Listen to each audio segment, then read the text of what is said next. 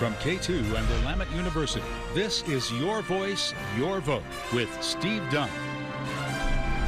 Hi, everybody. So glad you could join me on this Sunday, December 15th. Portland Mayor Ted Wheeler's second term is coming to an end. After 8 years in office, he opted not to seek re-election. In fact, he told me he never seriously considered running for a third term. Katu and this program sponsor, Willamette University, invite you to watch this extensive one-on-one interview with Mayor Wheeler that took place on Monday at the Portland building. One big takeaway from this interview, Mayor Wheeler is ready for a change. You have climbed Mount Everest. You've been Portland mayor for 2 terms. What's tougher? Oh, there's no question about it. Climbing Mount Everest is a cakewalk compared to being mayor of Portland. Really? Absolutely. It's there are aspects that I would say are similar. They're both tough. They both require you to hang in there and not give up. But the good thing is Mount Everest, at the end of the day, you come down after a couple of months. This is a longer-term battle when you're the mayor of Portland. And I stuck it out for 8 years, and I'm proud of the results. In your time, the city's been through 100 days of protests, some riots, COVID-19 pandemic, surge in homelessness, very visible drug addiction, mental health crisis, and then there was the record increase in gun violence. How would you sum up these last 8 years? Well, there's no question about it. And I really want to give the city leadership team, my mayoral staff, my former chief of staff, Bobby Lee, my current chief of staff, Sarah Morrissey, but truthfully, all 7,000 of our employees credit. We just went through this incredible period where we had this record number of simultaneous worst-case scenario crises. We had to shift city government, and we set out on new programs, new initiatives. We brought together new leadership. We developed new partnerships to address each and every one of those issues. And if there's one parting shot I could take with my constituents, it's this. The programs we've put in place are achieving good results. Crime is way down. We've seen that homelessness is being addressed. We've never had as many people being transferred into permanent housing with services as we do today. The livability issues that you mentioned, litter and graffiti, those issues are being abated at levels we've never seen previously. And economically, this city is bouncing back in a really positive way. So we've gone through this tough period of crisis after crisis after crisis, but we're now in the recovery. In hindsight, anything you've done differently on any of those issues? Well, look, it's easy to look back and say we would have done things differently, but government leadership isn't that easy. As you point out, who could have predicted COVID? Who could have predicted a global economic shutdown? Who could have predicted that we'd have a spike in homelessness? Who anticipated the development of P2P meth or fentanyl? And then on top of all of it, I don't think anybody predicted that the voters would direct us to completely reform our government and move from the commission form of government to the new form of government in what my chief administrative officer, Michael Jordan, calls stupid fast. And we've done it. In response to the racial justice protests in 2020, the Portland City Council voted to cut $15 million from the Portland Police Bureau. Among the cuts, armed officers are pulled from schools, gun violence reduction team was disbanded. In hindsight, was cutting funding to the Portland Police Bureau the right decision? Well, this is the question. Do you represent your constituents who came by the thousands and said that they wanted alternatives to armed officers as part of our approach, which led to a number of the programs we have here, the PS3 program, the Portland Street Response, and other programs that were created as a result of those reductions? Or do you just lead and continue? Here's what I want to point out. I want to point out that the Portland Police Bureau budget has never been larger than it is now under my leadership. It's 42% larger than it was when I took office. You'll recall that just 2 years ago, I pledged to bring 200 new police officers online, and I was excoriated by the press and many people in the public who said, you can't do that, it's not going to happen. Well, we've exceeded that goal. Plus, we created new task forces around drugs, task forces around retail theft, and the bottom line is today, crime is way down. Auto theft is down nearly 50% over the last 3 years, vandalism down 40%, gun violence down 30%. So we're seeing really good progress. So I wouldn't say we cut policing. What I would say is we continue to expand police, patrols, missions, creating specialized units to address the new kinds of criminal activity that we were seeing in our city. And we also were able to put out these new programs using a reallocation of some of those resources to create programs like Portland Street Response, which would not have been created if we did not have the resources to do it. So I think we've reshifted, rebalanced, refocused, and we're making good progress in terms of actually seeing criminal activity decline in our city. You were tear gassed by federal agents during the Yes, protests. I was. I don't recommend it. Does that experience make you think twice about taking part in a protest? No. I want to remind people why I was there, because most people are like, why were you there? Were you standing with the anarchists? The answer is no. I was there because the editor of the Portland Tribune put an editorial in the paper saying I needed to do that. I needed to go down to the front line to listen to people, to hear them, to experience what they were experiencing, and I did it. And I don't regret having been there. I don't regret having experienced what I experienced, but it did give me a more personal understanding of the dynamic between an administration that seemed hardened in its position and a very, very small group of people who are separate from the larger George Floyd peaceful demonstrations, who are equally there for what almost appeared to be a game to me, the far right versus the far left. And that dynamic, I think, was an important one for me to see up close in person. I wasn't there to support anybody in particular. I was there to see and experience and understand what was going on. And I did. Portland's next mayor, Keith Wilson, ran his campaign on the goal of ending unsheltered homelessness in 1 year. Given his plan of opening nighttime and day shelters, do you think he can do that? Well, look, it's up to him, and I'm not going to sit here and comment on whether or not I think he'll be successful or not be successful. I can only tell you this. When I took office, the city of Portland had no designated shelter space at all. We now have nearly 900 beds through our task sites, through our SRV sites. They connect people to services. They have outreach to over 2,200 people just in the last couple of years. We now have outreach workers who connect people to services, and over 500 people have moved from chronic homelessness into permanent housing with services just in the last 2 years. We need to stay the course on that. If Mayor-elect Wilson wants to also add night shelters and other services that could further ameliorate the number of people sleeping on our streets at night, I'm all for it. Do you think it'll work, though? Well, time will tell. He's committed to it. His team is committed to it. I know there's a lot of city employees who will rally around that cause and support him, but he's got a lot of work to do to make it happen. What is the biggest obstacle to greatly reducing homelessness in Portland? I would say it is the fact that different levels of government just can't seem to work together to solve the problem. In part, it's because we have different missions, we have different roles, we have different streams of funding and levels of expertise, but we have to work together. And the reason I have fought so hard to keep us in that joint office with Multnomah County is because we as a city, we don't have mental health workers. We don't have substance use disorder specialists. We don't get Medicaid streaming from the federal government. We don't get SHS dollars through Metro. So we have to partner with Multnomah County.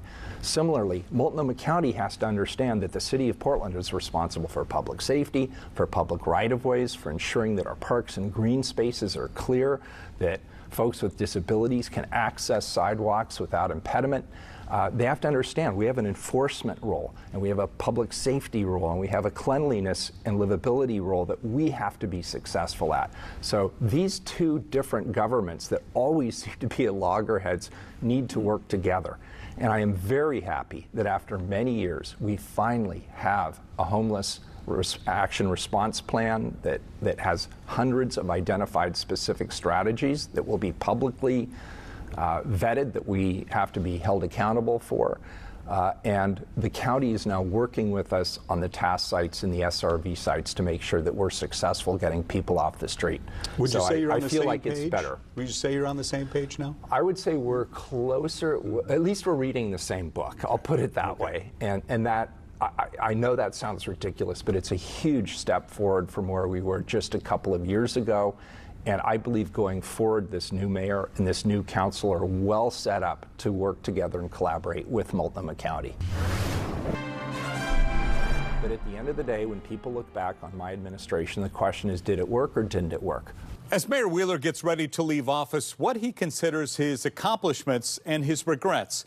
Also, the personal toll of a public office and how the city of Portland is changing. Welcome back to the program on this Sunday morning. Now for the rest of my interview with outgoing Mayor Wheeler. Your biggest achievement in your 8 years, what would you say it is?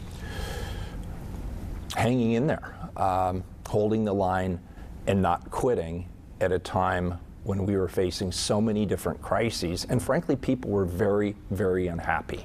And so when I look back on it, I think there's some great programs like Portland Solutions, which is a combination of our homeless services and our livability programs and some of our public safety related programs.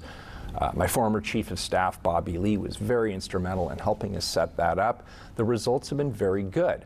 But at the end of the day, when people look back on my administration, the question is, did it work or didn't it work? Crime is way down, homelessness is being addressed. We created the Portland Solutions program to address litter and graffiti and other issues in our green spaces, and we worked with our business community to create incentives to see our economy grow.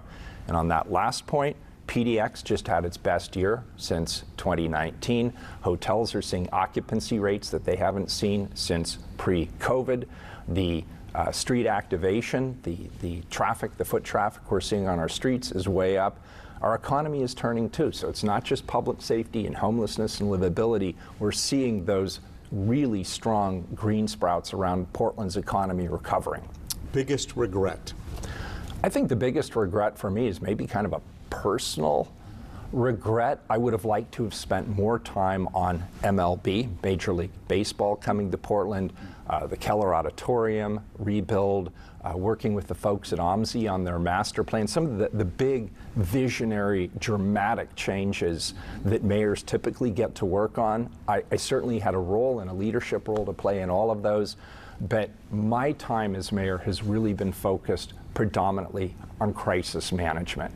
And so I somewhat regret that I didn't get to spend time on more of those honestly sort of fun and energizing projects rather than some of the day-to-day crisis management, litter, graffiti, needles, human waste, homelessness, all of those types of things that I did spend my time on. You did receive a lot of pushback in your time at office. I still do, you yes. Still do, including, fire set outside your condo, you had protesters outside your home, et cetera. So how did those incidents impact you?